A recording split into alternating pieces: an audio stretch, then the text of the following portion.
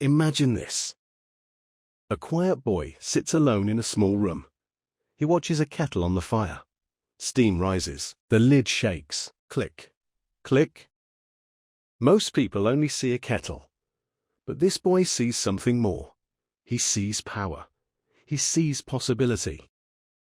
This boy's name is James Watt. His story is not just about steam. It is about hope. It is about curiosity. It is about one small idea that helped change the world forever. As you listen, notice the new words. Let the story flow. This story will help you improve your listening skills. Just relax, listen, and imagine. Picture this moment. Scotland, 1736. A small town by the sea called Greenock. Ships come and go. And in a small house, a baby boy is born. His name is James Watt. And his story begins now. Chapter 1. A quiet boy in a busy port. James Watt was born on January 19, 1736. His home was Greenock, a busy port town in Scotland. The sea was close. Ships sailed to far places. They carried wood, cloth, and hope. James was not a strong child. He was often weak and sick as a child. Because of this, he did not go to school like other children. His mother taught him at home. His mother's name was Agnes. She was kind and smart. She taught James to read. She taught him to write. His father, also named James, was a shipbuilder. He built strong ships for the sea. In his father's workshop, young James found his joy. The room smelled of wood and oil. Tools hung on the walls. James sat on his own small bench. He made tiny models. He fixed small instruments. His hands were clever. His mind was curious. He watched the ships in the harbor. Big sails, strong ropes, men working together. James dreamed. He wondered how machines could help people work. Think about this. A child, alone, dreaming big dreams. That was James. He loved numbers. He loved how things worked. Math was his friend.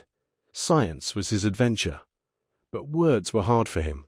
He was shy and quiet. Still, he learned. He read books. He asked questions.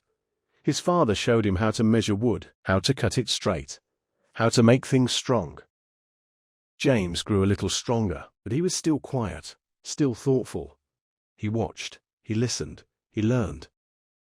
One day, when James was 18, his life changed. His mother became very sick. She died. James felt deep sadness. His father's business also had problems. Money was tight. Dreams felt far away. James could not go to university. It cost too much. But his dream to learn did not die. He made a choice. He would go to London. He would learn to make scientific instruments. So, with a small bag and a brave heart, young James Watt left his home by the sea. He traveled to a big, noisy city. He was scared, but he was also excited. This was the first step on a long road. A road full of struggles. A road full of hope. Chapter 2. When Dreams Meet Hard Reality. London was huge. It was loud. It was nothing like quiet Greenock. James was only 18. He felt small. He began his training. He learned to make mathematical instruments, compasses, rulers, tools for sailors and scientists. His hands were good. His work was careful. But life was hard. The city was expensive. James worked long hours. He missed his family. He missed the sea. Sometimes he felt very alone. After 1 year, James made a decision. He would return to Scotland. He would go to Glasgow. It was a growing city, a city of trade, a city of opportunity. But there was a problem. James had not finished his training. In those days, you needed permission to open a shop. The guilds, the groups of craftsmen, said no. James felt a heavy weight. He had skills, he had knowledge, but he could not work freely. He felt stuck.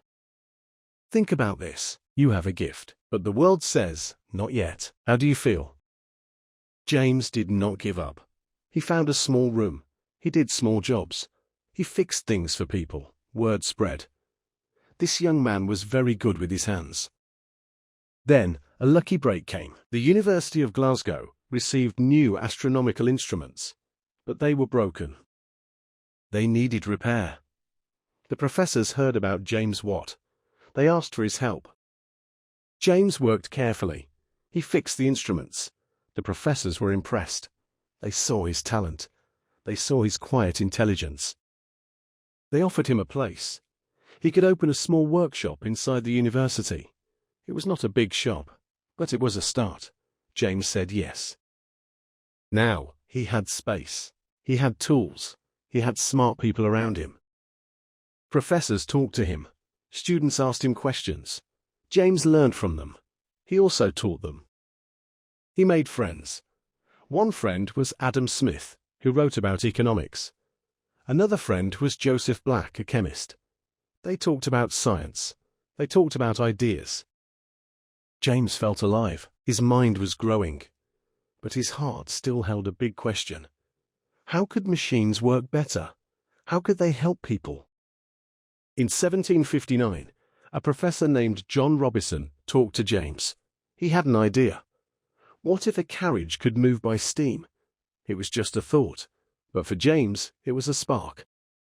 That spark stayed in his mind. It grew. It waited. James worked hard. He fixed instruments. He made new tools. He learned German and Italian to read science books. He was building his knowledge, brick by brick. But he also faced more struggles. Money was still tight. His health was still not strong. Sometimes he felt tired. Sometimes he doubted himself. Yet he kept going. He kept learning. He kept dreaming. Then, in 1763, something important happened. The university had a model of a steam engine. It was a Newcomen engine. It was used to pump water from mines, but it was broken. The professors asked James to repair it. James said yes. He took the model apart. He studied every piece. He tried to make it work, but something felt wrong. The engine used so much fuel. It wasted so much steam. James thought and thought. Why was it so inefficient? Why did it need so much coal? He began to experiment.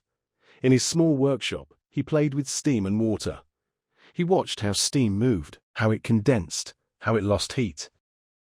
For 2 years, he worked on this problem. He had no big answer. Only questions, only small tests. People saw a quiet instrument maker, but James Watt was becoming something more. He was becoming an inventor. The struggle was real. The path was not clear. But James did not stop. He believed that a better way was possible. Chapter 3. The Walk That Changed Everything. The year was 1765. James Watt was 29 years old. He was still working on the steam engine problem. He was tired. He was frustrated. One afternoon, he needed to clear his mind. He decided to take a walk. He later said the idea came to him while walking near Glasgow Green. The air was fresh. The trees were green. James walked slowly. His thoughts were still on steam, on heat, on waste. Then, it happened. An idea came to him. Clear, simple, powerful.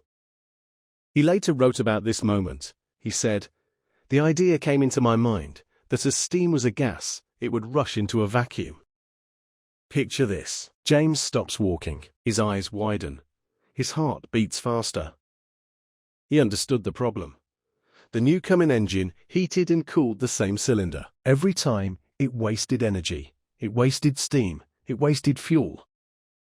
His idea was this. What if the steam condensed in a separate chamber, a separate condenser? Keep the main cylinder hot. Keep the condenser cold. This way, the engine would not waste heat. It would use steam much more efficiently. James felt a rush of excitement. This could work. This could change everything. He hurried back to his workshop. He began to draw. He began to plan. As you listen, notice how one clear idea can change a life. Notice the power of a walk, a moment, a thought. James worked with passion. He built a small model. It worked. The separate condenser saved steam. It saved fuel. It was better. But an idea is only the beginning. To make it real, James needed help. He needed money. He needed a partner. He found a friend, John Roebuck, who owned an ironworks. Roebuck believed in James. He invested in the idea. He helped James get a patent. In 1769, James Watt received his first patent. It was for his new steam engine design, the separate condenser, the steam jacket, the better way. This was a turning point, but the road was still long. Roebuck's business later failed. James felt worried again. Would his invention die? Then another partner appeared. His name was Matthew Boulton. Boulton owned a large factory in Birmingham called the Soho Manufactory. He was a smart businessman. He saw the potential in Watt's engine. In 1775, Boulton bought patent rights. He and James formed a partnership, Boulton and Watt. This partnership was perfect. James was the genius inventor. Matthew was the brilliant businessman. Together, they were strong. Boulton gave James what he needed: better materials, skilled workers, money to experiment. James could now focus on his invention. He improved the engine again and again. He made it stronger, more reliable, more efficient. One big improvement was the double-acting engine. Before, steam pushed the piston one way. Watt's new design let steam push the piston both ways. This doubled the power. Another improvement was rotary motion. Before, steam engines only moved up and down. Watt's new design could turn wheels. This meant engines could power machines in factories, not just pump water from mines. Think about this. One idea on a walk led to a patent. A patent led to a partnership. A partnership led to world-changing improvements. But it was not easy. James faced many challenges. He traveled to Cornwall to install engines in mines. The work was hard. The conditions were tough. Mine owners were skeptical. James was not a natural salesman. He was a thinker, a builder. Boulton handled the business side. James focused on engineering. There were setbacks. Engines broke. People complained. Money was tight sometimes. James felt pressure. He felt doubt. But he also felt purpose. He believed his engines could help people. They could make work easier. They could power progress.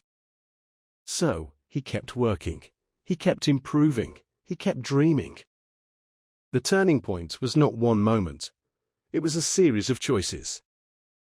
Choices to continue, to believe, to try again. James Watt chose hope. Chapter 4. Powering a New World. The partnership of Boulton and Watt began to change the world. Their engines were installed in mines all over Britain.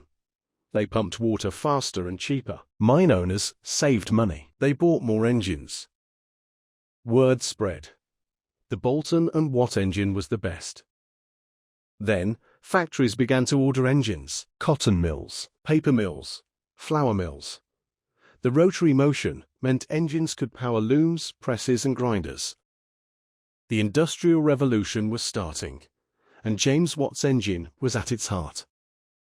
Imagine this. A small workshop idea now powers huge factories. Smoke rises from chimneys. Machines hum. People work in new ways. James Watt's invention was not just a machine. It was a key to a new age. But James did not stop inventing. Even with success, his curious mind kept working. He invented the steam indicator. This tool measured the pressure inside the engine. It helped engineers make engines even better. He thought about how to measure power.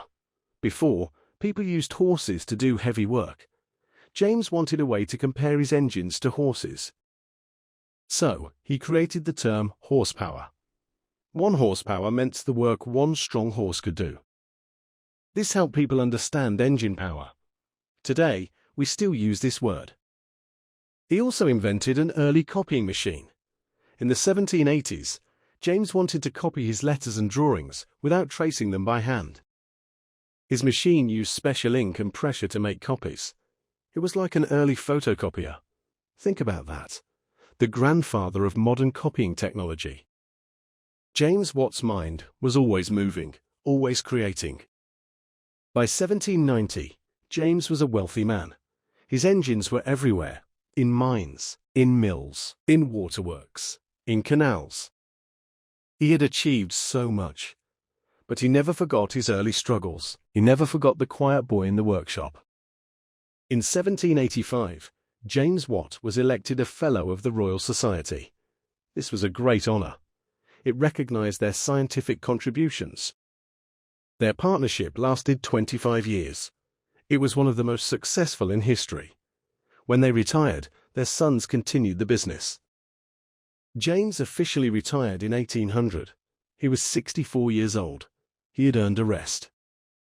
But retirement for James Watt did not mean stopping. It meant a different kind of work. He continued to research. He continued to invent. He worked on new ideas in his home workshop. He advised young engineers. He shared his knowledge. His mind remained sharp. His curiosity never faded. Think about this. Success did not make James comfortable.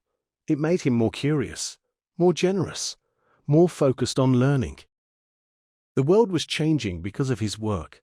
Factories grew, cities grew, travel became faster. Trains and steamships would later use steam power. James Watt's engine helped move Britain from a rural society to an urban one.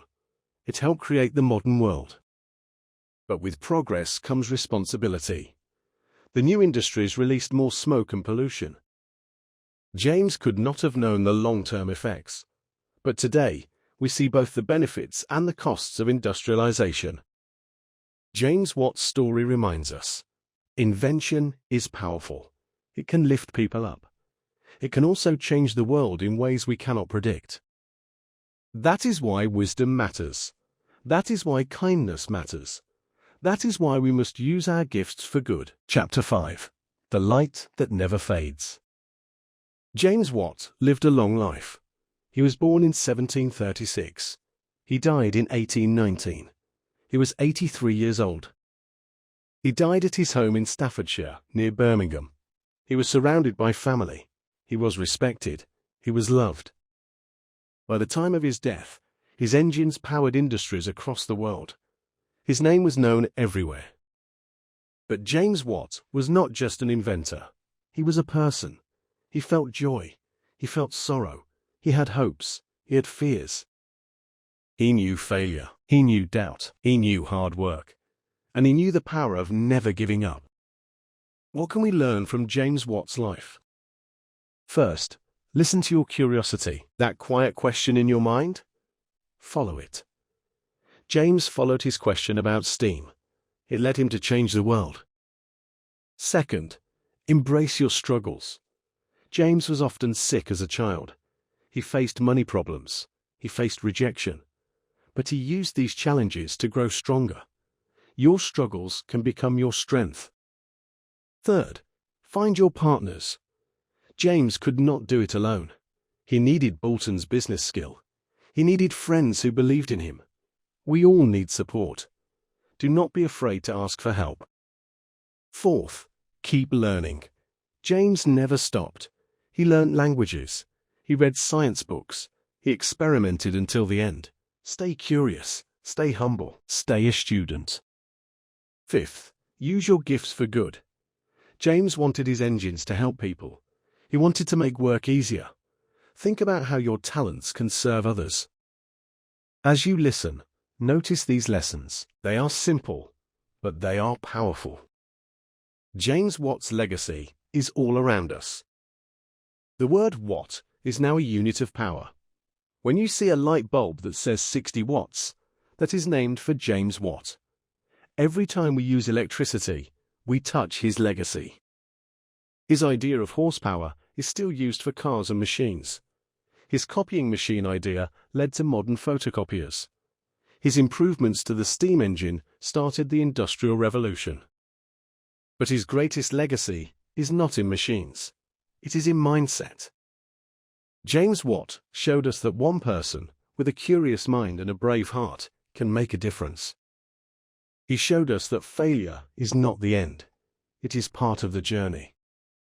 He showed us that quiet determination can move mountains. Picture this moment: James Watt, an old man, looking back on his life. Not with pride, but with gratitude. Grateful for the walk in the park. Grateful to the friends who helped him. Grateful for the chance to learn, to try, to create. That is the story of James Watt. So, what is your takeaway from this story? Maybe it is this: your dreams matter, even if they feel small, even if you feel alone. James Watt was once a curious boy watching a kettle, but he saw possibility. He held on to hope. He worked with courage. You can do the same. Your idea might not power factories, but it can power your life. It can help your family. It might even inspire your community. Start where you are. Use what you have. Do what you can. And remember, progress is not a straight line. It has ups and downs. It has moments of doubt. But if you keep walking, you will find your path. If you enjoyed this story, if it touched your heart, please do something for me. Like this video, share it with someone who needs hope today, and subscribe to our channel for more stories that help you learn English and inspire your life. Your support helps us create more content like this. Thank you. Now I want to ask you something. Think about this question. What is one dream you will not give up on, no matter what? Write your answer in the comments below. Just a few words. Your dream, your hope. Many people will watch this video, but only a few will comment. Be one of them. I read every comment. Your words matter. Your story matters. Thank you for listening. Thank you for learning with me. Until next time, keep dreaming, keep walking, keep believing. Goodbye, friend.